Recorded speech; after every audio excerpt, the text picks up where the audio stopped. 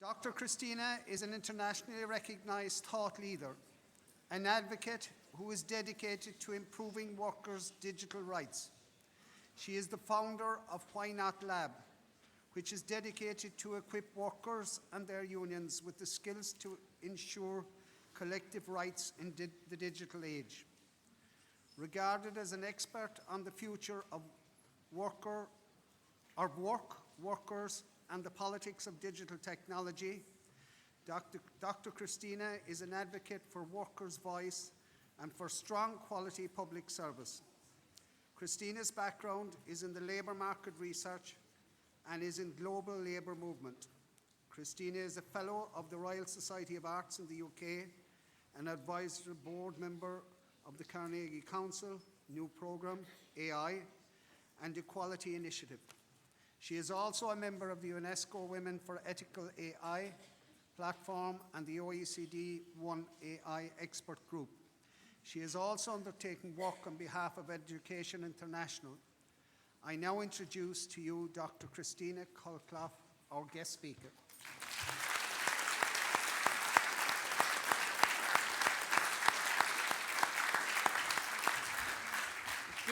Good evening. Good evening. I'm really sad to see half of the room leave, but those of you who are still in here, stand up and get some oxygen in your bodies. Go on. Get up.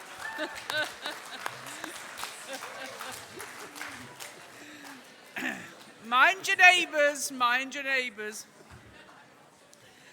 Okay, on that untraditional note, I can see I'm gonna really shorten what I was planning to say, because looking in your eyes, it looks like you're all needing a breakthrough. But I'm going to change what I had planned to say.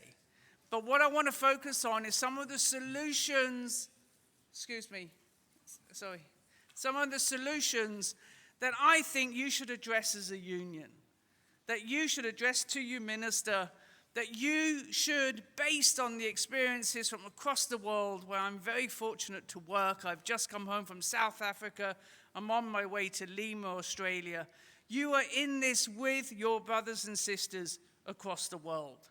So believe you me, you are already, by tabling this issue, by talking about it as your president did, with such awareness, you're already well on your way to making a change, not only for you as a profession, but also for the generations that you teach.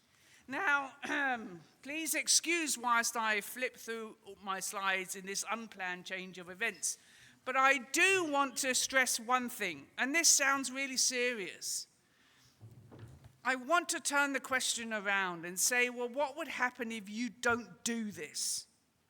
What would be the result if you said as a union or in your professions, all of this digital, what is it really? This is complex. I need to learn a new language. You don't only need to learn how to use a digital system. You need to learn to understand why it does what it does. That's what you must learn. Learning to press the buttons in the right order, that's the easy part. That's what Google, Facebook, Meta, and the rest of them want you to learn. They don't want you to learn how these systems work. Because it is in that, it is in the how these systems work, that the threats to your privacy, that the threats to your workload, your work-life balance lie. All of these things that you addressed so profoundly in your Red Sea survey. So the drama here is, I'm saying here, this is about democracy. Because in the end of the day, if power is sucked out of you as the workers, then where is workplace democracy? Is it in the hands of your leaders, school management? No. It has been sucked into the hands of the ed tech providers, most of them private companies. Don't forget, they have commercial interests. They don't survive out of selling your schools good education technology. I want to ask you, actually, what's their business model? What's the greatest asset that they have? Anybody got an idea? Give a shout. Data. Exactly. It's the data. Data. Irish, English. It's the data. Actually, I live in Denmark. We fled Margaret Thatcher, sorry, back in the days. No, that's a side story. But no, seriously, it's the data. It's the data that's being collected as you, as the teachers, use these tools, as the students or the pupils, when they apply them. It is that data. Just to give you an example, I was giving a speech at UNESCO, and there was a person there from an edtech company, and he very proudly was talking about one of the tools. It was about personalized learning. His slide number 2 is that they collect 1.5 million data points a day.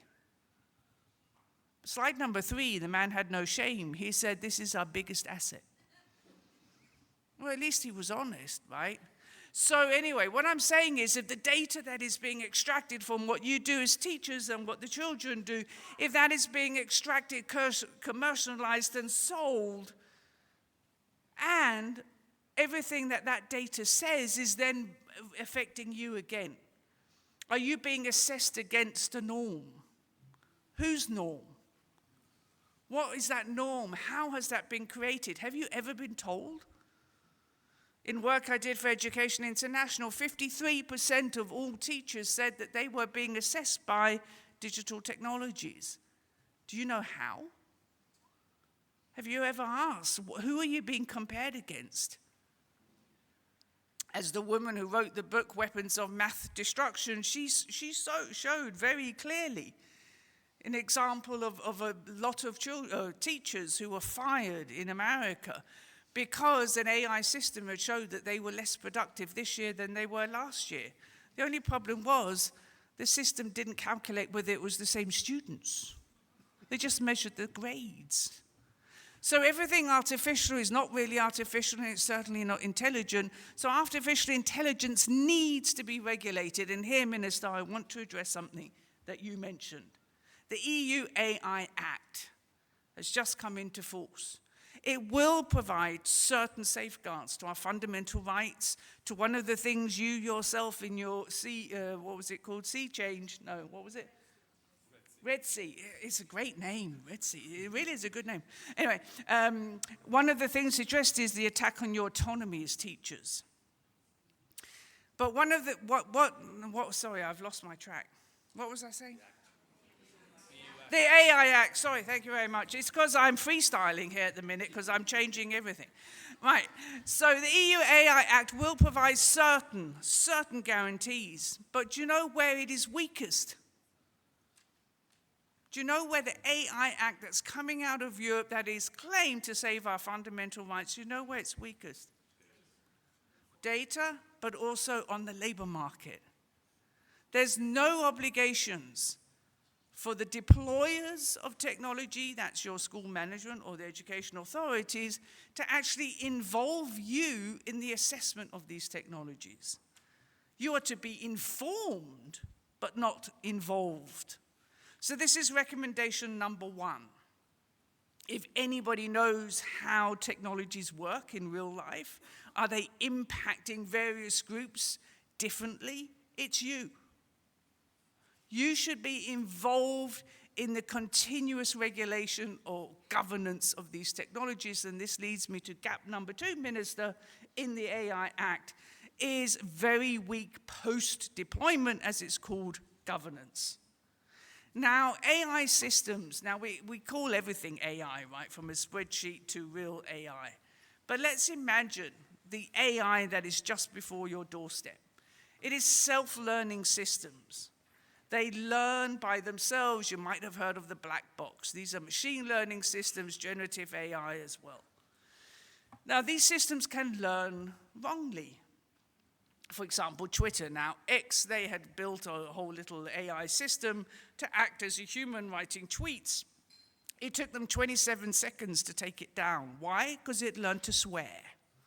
It swore so badly that they had to take it down. Amazon had developed their own automated hiring system for their engineering department. They had to stop using it. Why?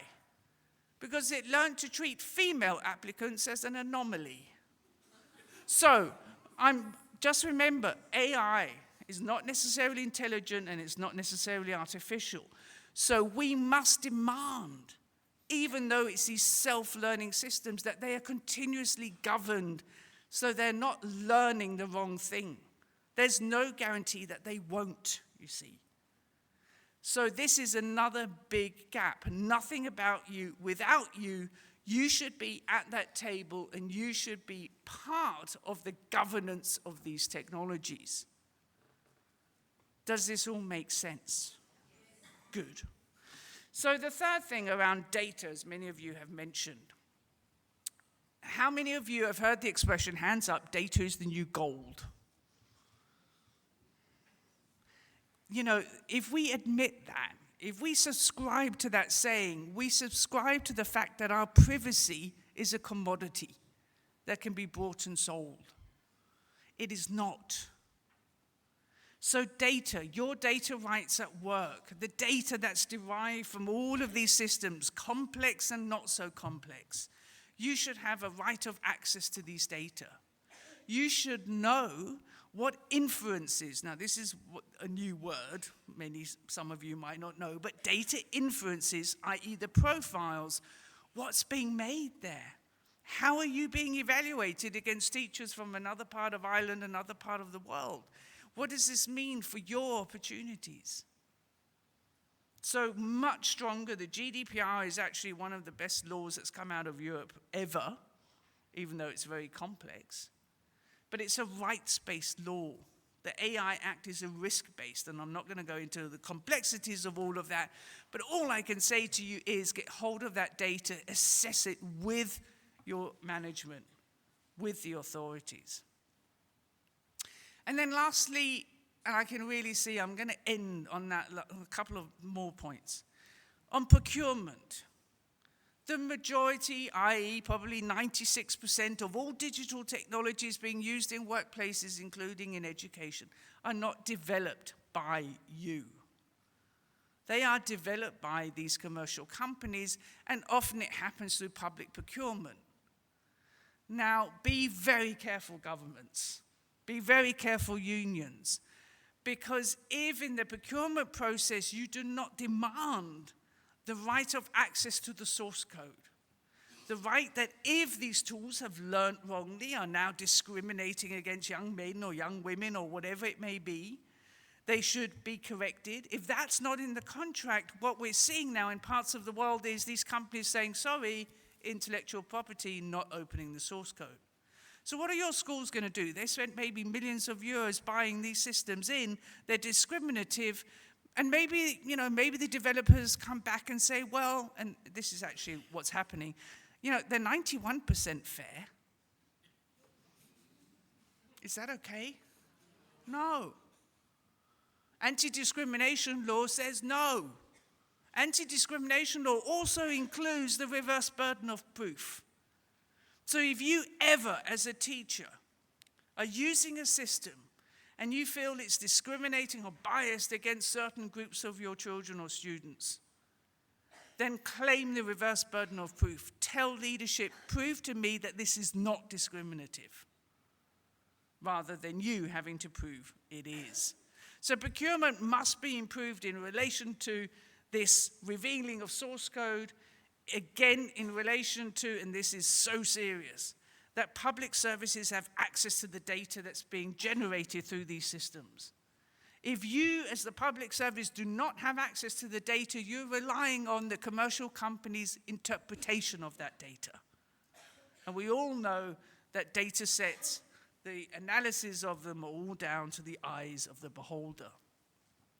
So those two things, coupled with the third point, which is having you to have a seat at that table. And this should be everywhere. In our societies, where AI is being used to monitor our every move, subjects, if it's the long-term unemployed, they should be party of this ongoing governance. In the schools, it should be you, and ideally also representatives of the students. My last slide, which you can't see here, because I'm not going to show it, because we're going to end now. But that is all really, is it this bad? Christina, are you a Luddite?